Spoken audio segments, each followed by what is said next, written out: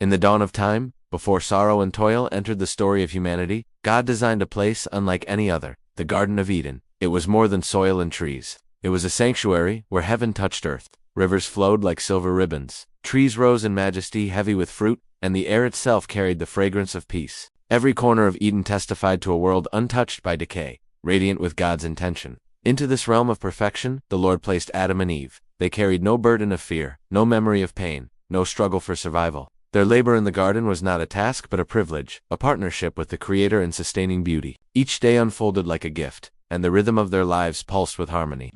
The most glorious treasure of Eden was not the abundance of nature, but the nearness of God. In the cool of the day, He walked with His children, speaking with tenderness, teaching them the language of love and truth. That fellowship was the crown of creation. The garden existed not merely to provide, but to invite humanity into communion with the source of life. The creatures of the field lived side by side in peace. Predators and prey did not exist. Instead, every being moved according to divine order.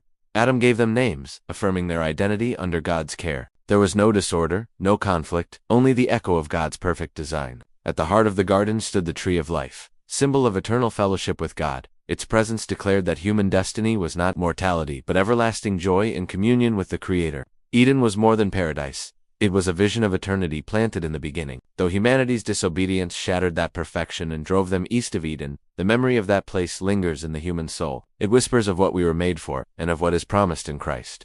The scriptures speak of a restored Eden, a new heaven and new earth, where the tree of life appears again, and where tears and death will be no more. The perfect Garden of Eden remains not only a story of the past, but a prophecy of the future. It reminds us that God's original dream for humanity will one day be fulfilled, life unbroken, love unending, and creation renewed in everlasting light.